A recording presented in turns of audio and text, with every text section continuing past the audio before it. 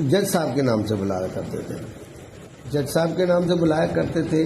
वो आते, बैठते, मंदिर में जाते और मंदिर की बाहर से ही और धूल को अपने माथे से लगा करके और बस शांत अपना भजन करते रहते थे, भजन करते रहते थे। एक ने पूछा कि इनसे कुछ जज साहब क्यों कहा जाता है, तो उनको किसी ने बताया कि ये जो है जज साहब इसलिए कहा जाता है कि एक गांव में ये वहाँ पे एक आदमी रहता, भोला नाम का एक आदमी, एक बुजुर्ग रहता था।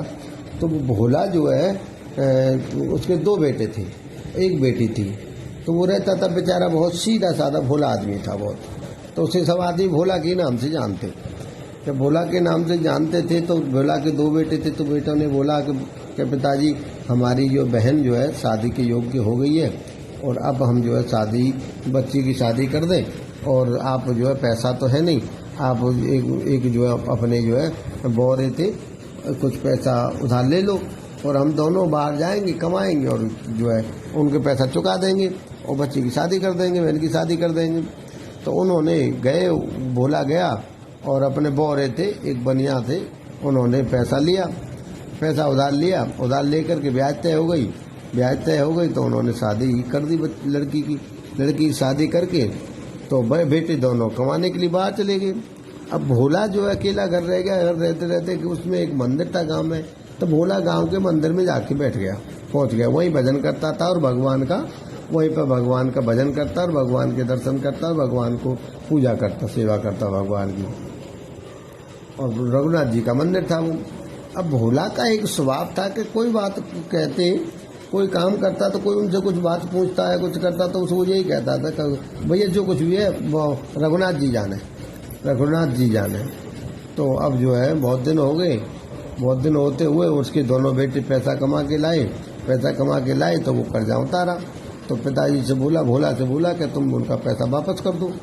तो वो गया, पैसा वापस किया, ब्याज पूरे मूलधन सहित उसका हिसाब बराबर कर दिया और उन्होंने एक रिसीविंग पर्ची लिखवा के भोला को उसने दे दी। भोला ने बोला कि ले, बोला जी देख ले जाम, मैंने हिसाब किताब कर दिया और दस्तखत भी कर दिए। तो उसने बोला कि मैं तो कुछ जानता नहीं, जो कुछ मैं तो अनपढ़ हूँ। अब जो है तुमने जो कर दिया ठीक है। अब सेठ को ये लगा कि ये तो अनपढ़ है, इससे चालाकी की जा सकती है। तो सेठ ने क्या काम किया, उन्होंने बोला थोड़ा सा पानी ले आ दे, सामने पानी रखा है। तो उसने पानी मंगाया, जब तक उसने पर्ची दूसरी बनाई और उस पर वैसे ही दस्तखत करके उल्टा सीधा कुछ लिखा और वो पर्ची दे दी। और वो पर्ची अपने फाइल में रख ली। तो अब जो है भोला को दे दी, भोला लेके चला आया। अब उसने सेठ के पेट में वो दगा हुआ। अब सेठ ने उस पर केस कर दिया कि भोला मेरा पैसा वापस नहीं कर रहा है। तो पैसा वापस नहीं कर रहा, उसने दवा वो किया तो उसका सम्मन आया, नोटिस आया तो भोला को पहुंचा कि ऐसी बात है, तुमने सेठ के पैसे नहीं दिए। तो उससे भोला बोला कि मैंने तो पैसे सब दिए। तो वो हाजिर हुआ, जज साहब के सामने पेश हुआ। तो जज साहब ने पूछा कि बोला ये आपने पैसा लिया था सेठ जी? तो हाँ जी लिया था। बोला आपने पैसा वापस किया? बोले हाँ नहीं महाराज, मैंने तो पूरा पाई पैसा वापस कर दिया है। तो बोले जब तुमने पाई पैसा वापस किया था तो तुम्हारे साक्षी कोई, तुम्हारे सामने कोई था, तुम्हारे साथ कोई था? तो भोला ने तो उसी स्वभाव में बोल दिया कि महाराज मेरे सामने तो सिवाय रघुनाथ जी के सिवा और कोई था ही नहीं वहाँ पे, रघुनाथ जी थे बस। वो जानते और रघुनाथ जी जानते हैं। तो माने कि ठीक है। भोला रोने लगा कि इसने मेरे साथ मैंने पैसा सब दे दिया और ऐसा बात है। तो जज साहब को दया आई। जज साहब बोले कि भोला चिंता न करो, तुम घर जाओ आराम से। तो जज साहब ने उस पर दया करके उन्होंने एक सम्मन लिख दिया और उन्होंने समझा कि रघुनाथ जी कोई आदमी है इनके गांव में और वो थे होंगे, तो रघुनाथ जी के नाम पे एक सम्मन लिख दिया।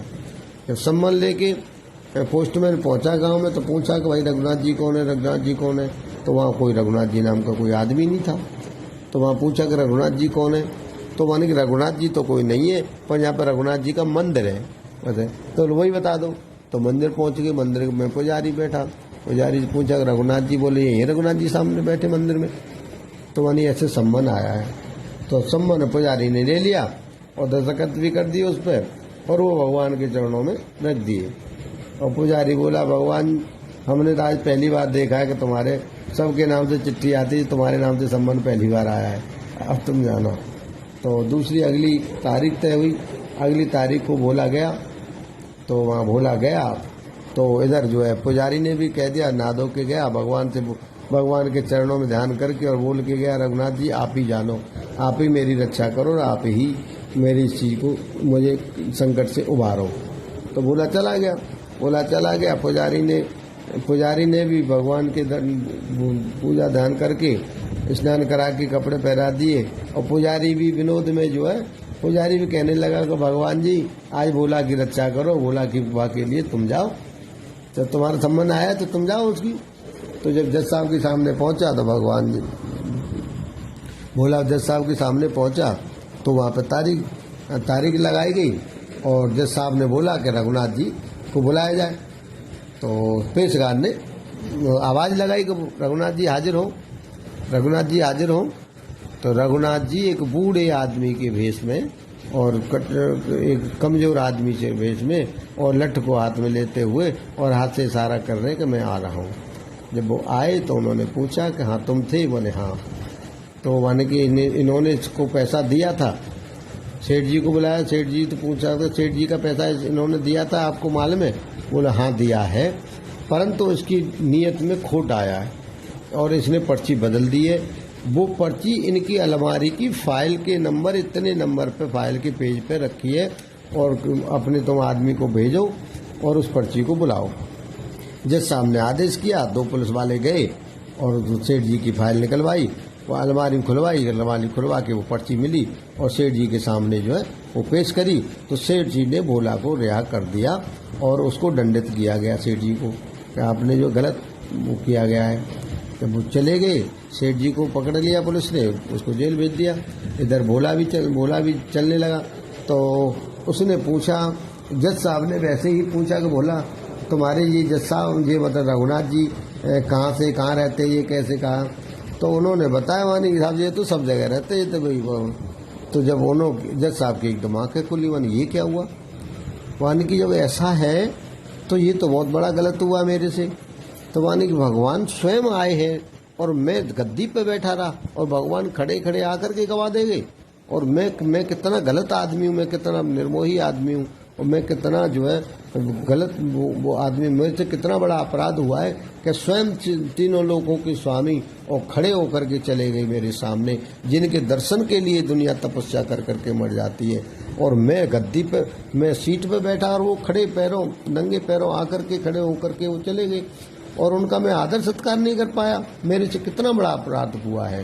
वो जा करके उनके दिमाग में जोर पड़ा, उन्होंने घर पे जा करके उन्होंने बेचैनी हुई, उन्होंने निर्णय लिया कि आज से मैं जो है नौकरी को त्यागता हूँ।